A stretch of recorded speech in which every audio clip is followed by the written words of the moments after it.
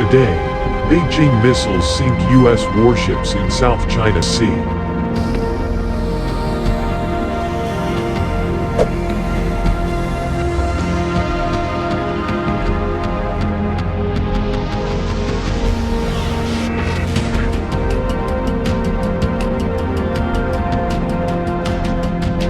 China has showcased missiles it dubs aircraft carrier killers in a chilling warning after the United States sent USS Nimitz and USS Ronald Reagan to the disputed South China Sea, with one expert warning US President Donald Trump don't underestimate China. The People's Liberation Army's rocket force recently launched a DF-26 intermediate-range anti-ship ballistic missile, which can be equipped with nuclear warheads, as part of an ongoing exercise, after the U.S. sent the vessels to the disputed waterway for exercises. They subsequently took part in joint naval drills with India, Japan and Australia in the Indian Ocean and Philippine Sea. The DF-26 is capable of striking moving targets at sea. Experts hailed the move as a demonstration of China's determination to safeguard national sovereignty. The PLA Rocket Force Missile Brigade had recently started a cross-regional confrontational exercise, maneuvering through forests and simulated hostile chemical attacks in disguised missile vehicles to avoid satellite detection. Eventually, upon reaching a desert area, troops were given the order to launch the missile. Speaking in 2018, Defense Ministry spokesman Senior Colonel Wu Qian said the DF-26 had been commissioned into the rocket force, could be equipped with either nuclear or conventional payloads, and was capable of launching precision strikes on land targets and medium and large vessels at sea. Song Zhongping, a Chinese military expert, said, "The U.S. should fully understand that the PLA is not what it was in 1995 or 1996. China has the capability to make the U.S. lose its aircraft carriers, and this is a key deterrent China should display, and can show China's firm determination in safeguarding national sovereignty and territorial integrity." The DF-26 has an estimated range of 4,500 kilometers, putting U.S. military facilities in Guam, Darwin and on the British overseas territory of Diego Garcia in range, a report by Chinese news site China.com.cn claimed in 2015. U.S. Defense Secretary Mark Esper expressed concerns about Beijing's destabilizing activity near Taiwan and the South China Sea in a call with Chinese Defense Minister Wei Feng, the Pentagon said today. Pentagon spokesman Jonathan Hoffman told reporters, Secretary Esper also communicated the importance that the PRC or People's Republic of China abide by international laws, rules and norms and meet its international commitments. During the call, which lasted an hour and a half, Mr. Esper also reiterated the importance of a constructive, stable and a results-oriented relationship.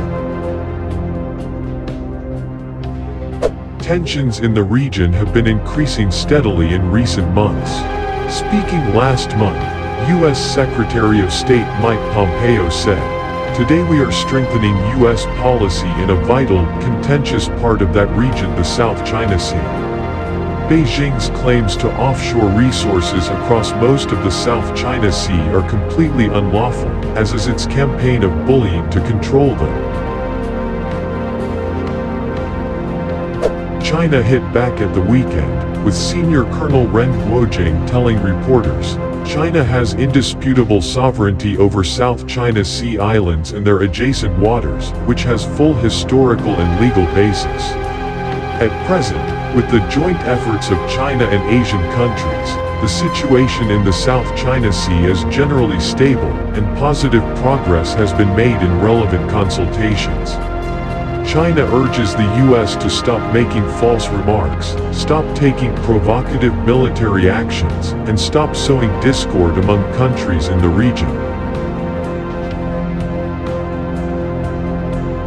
Meanwhile, amid deteriorating U.S.-China relations, further aggravated by a highly unusual trip to Taiwan this weekend by Health and Human Services Secretary Alex Azar. Defense Secretary Mark Esper talked for 90 minutes on Thursday with his Chinese counterpart, Defense Minister Wei Feng.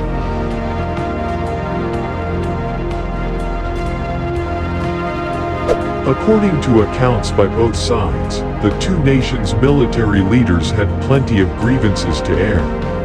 The Trump administration has lately accused China of hiding information about the coronavirus, shut down China's consulate last month in Houston for alleged spying, accused China of military expansionism in the South China Sea, and enraged Beijing with a $2 billion sale of weapons to Taiwan, the democratically ruled island whose independence from China has never been recognized by Beijing. Secretary Esper called for greater PRC transparency on COVID, expressed concern about PRC destabilizing activity in the vicinity of Taiwan and the South China Sea, and called on the PRC to honor international obligations under the principles of the 1984 Sino-British Joint Declaration, the Pentagon press office said Thursday in a news release. Secretary Esper communicated the importance that the PRC abide by international laws, rules, and norms, and meet its international commitments. Pentagon spokesman Jonathan Hoffman told reporters Esper discussed in particular with his Chinese counterpart Beijing's obligations for transparency about the COVID-19 pandemic. They have a need to provide samples, to provide data that didn't happen, Hoffman said. And he expects them to continue to improve their information sharing in regard of that. China's state-run Xinhua news agency, for its part, had its own version of what Esper heard from the Chinese defense minister. Wei stated China's principal position on questions including the South China Sea, Taiwan and the U.S. stigmatization of China, the agency reported, adding pointedly that Wei urged the U.S. side to stop erroneous words and deeds, improve the management and control of maritime risks, avoid taking dangerous moves that may escalate the situation, and safeguard regional peace and stability.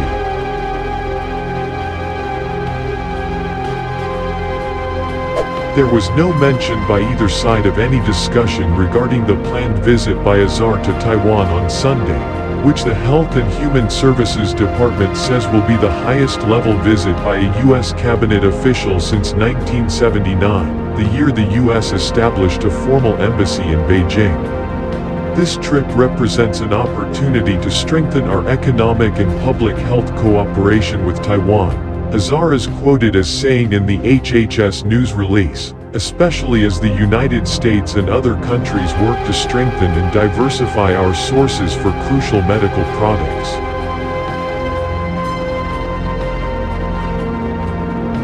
Azar's trip coincides with a Reuters report that the U.S. State Department has tacitly authorized the sale of at least 4 Sea Guardian surveillance drones to Taipei that have a flying range of 6,000 nautical miles, compared with the 160-mile range of the drones now in its fleet. The United States, according to Xinhua, should respect China's sovereignty and territorial integrity and stop interfering in China's domestic affairs, just as China respects those of the United States. Washington should rid itself of the delusion that Beijing will somehow change course and adopt U.S.-style political and social systems, the state news agency opined Thursday. Now, the ball is in the U.S. court.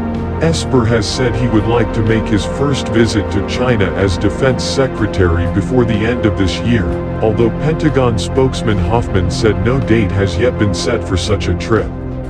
Former Defense Secretary Jim Mattis visited China 2 years ago, the first trip made there by a Pentagon chief since 2014.